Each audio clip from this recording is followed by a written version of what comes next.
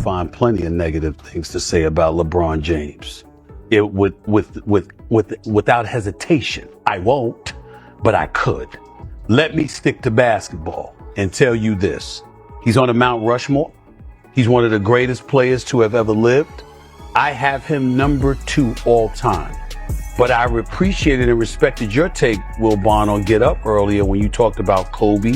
When Don Nelson publicly questioned LeBron James's legacy, it instantly ignited one of the most volatile debates in modern basketball. Nelson didn't hedge his words or soften the delivery. He described LeBron's career as manufactured and media-driven, even raising doubts about how organically his place in the GOAT conversation developed. Coming from a Hall of Fame coach with more than 1,300 career wins, the comment landed like a heavyweight punch. This wasn't framed as a denial of talent. Nelson reportedly made clear that LeBron's ability is undeniable. What he questioned was structure, the way LeBron's career unfolded, the team moves, the narrative building, and the constant media amplification surrounding every milestone. To Nelson, who coached through bruising, physical eras and witnessed legends rise without social media machinery behind them, today's superstar ecosystem feels fundamentally different. His implication wasn't that LeBron lacks greatness, but that the environment around him shaped the perception of it in ways past icons never experienced. That distinction is what made the comment so explosive. The modern NBA operates inside a 24/7 media cycle. Player empowerment, branding, strategic team building, and narrative framing are part of the landscape.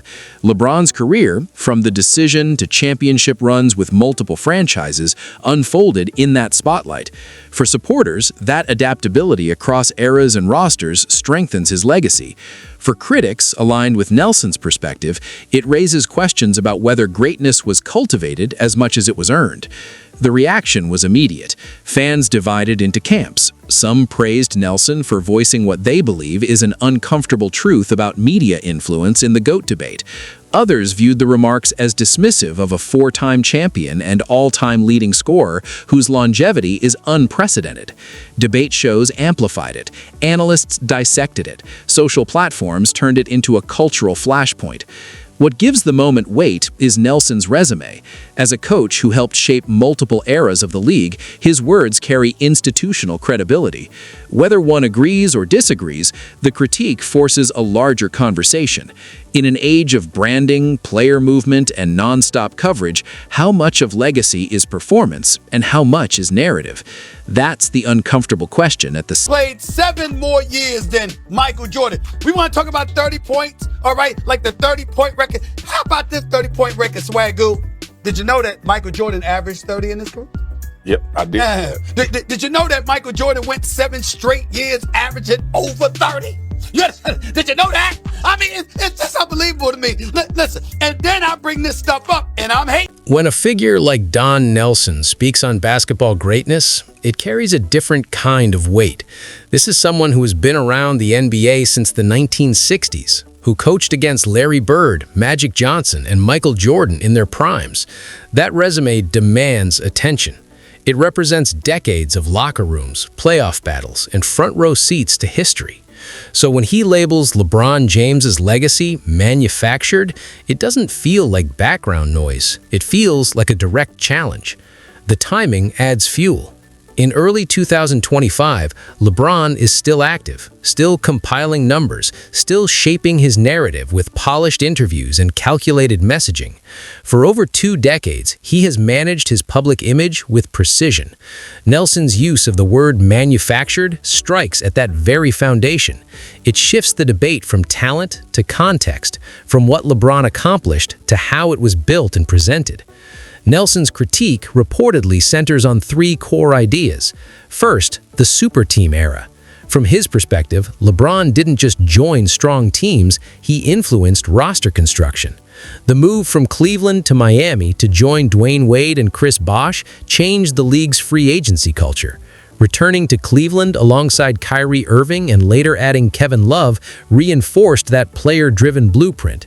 In Los Angeles, the pairing with Anthony Davis followed a similar pattern. Nelson's argument isn't that these moves were illegal or unfair, they were strategic. but he questions whether strategic positioning alters the traditional image of grinding through whatever roster you're handed. Second, media narrative control.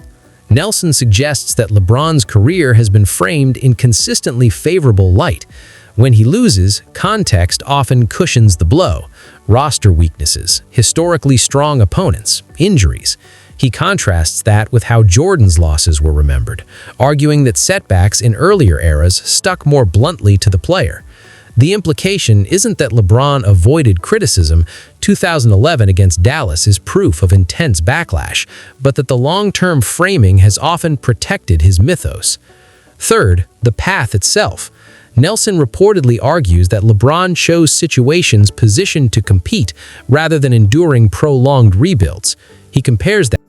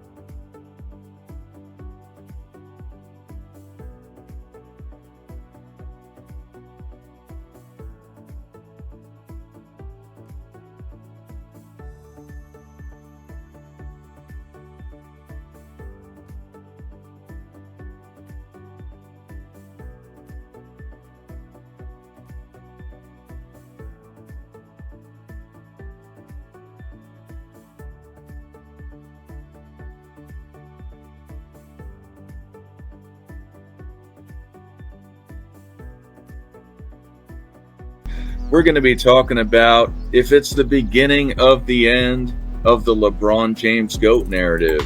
But first, before we get into it, I want to welcome back the Roosters from last week first. But before that, or after that, we got AOH here. How are you doing today, sir? Good morning. Hey, shout out to everyone across the entire world. I've got people. Don Nelson did not raise his voice or resort to insults when discussing LeBron James. Instead, he calmly laid out his perspective in a measured, almost clinical tone. He explained that over decades in basketball, he had seen players dominate through sheer willpower. He had watched stars carry average rosters to the finals and witnessed legends forged through sacrifice and perseverance. But he had also observed players carefully shape their image, influence their situations, and benefit from protective media narratives. In Nelson's view, LeBron fits more into that second category. The power of his critique lies in its composure. This was not a hot take from a random commentator, but a Hall of Fame coach dissecting a legacy piece by piece. Nelson anticipated the common defenses of LeBron's greatness and addressed them directly. The first argument is that LeBron reached 10 NBA Finals, more than Michael Jordan. Nelson countered that reaching the finals, particularly during years when the Eastern Conference was widely viewed as weaker, is not the same as finishing the job. Jordan went to 6 finals and won all 6, never losing a Game 7 on that stage. LeBron, by contrast, has lost 6 finals series. Nelson framed the question bluntly. Are we celebrating appearances or championships? He added context, noting that during many of LeBron's Eastern Conference runs, teams like the aging Boston Celtics, competitive but limited Indiana Pacers, and playoff-struggling Toronto Raptors did not present the same level of sustained dominance as Western Conference contenders. To Nelson, this was not disrespect, it was perspective. The second defense claims that LeBron carried weak teams to the finals. Nelson questioned whether that narrative fully accounted for the conference landscape at the time. When LeBron faced elite championship teams on the biggest stage, he often fell short. Nelson pointed to 2007, when a young LeBron led Cleveland to the finals but was swept by the San Antonio Spurs. While acknowledging LeBron's youth and growth, Nelson suggested that series was more about hard lessons than an untouchable all-time performance. The third argument, that LeBron's all-around game surpasses Jordan's, seemed to frustrate Nelson most. He argued that greatness is not defined solely by filling every statistical column. It is about dominance in defining moments, about closing games, about shifting the pressure the instant you step onto the court. In his view, Jordan's focus was singular: control the game and secure the title. Nelson hinted that LeBron's versatility and full stat lines sometimes help shape a broader narrative. By contributing across the board, critics have fewer angles to attack.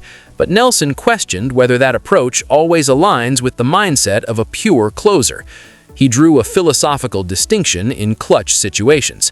Nelson implied that LeBron has sometimes opted to make the right basketball play rather than demand the final shot himself. If a teammate misses, the storyline centers on high IQ and trust in the system. Nelson contrasted that with Jordan, who he believes would have taken the final shot and lived with the outcome. To him, that difference separates a closer from what he called a manager of outcomes. It is not a minor nuance, it's a fundamental divide in how greatness is defined. When confronted with the claim that today's game is harder, Nelson reportedly pushed back strongly. Having coached through the physical 1980s and 1990s, he recalled an era where driving to the basket meant absorbing heavy contact without the benefit of modern freedom of movement rules. His intention was not to diminish current players, but to reject the idea that previous eras were easier. Every era presents its own challenges. Nelson emphasized that his argument extends beyond a simple LeBron versus Jordan debate. In his view, modern legacies are shaped not only by performance, but by narrative management. Today's superstars operate in two arenas, on the court and in the media space. Through business ventures, production partnerships, and strategic storytelling, narratives can be amplified or softened. Nelson acknowledged that LeBron has mastered this environment, but insisted that excellence in public relations is not the same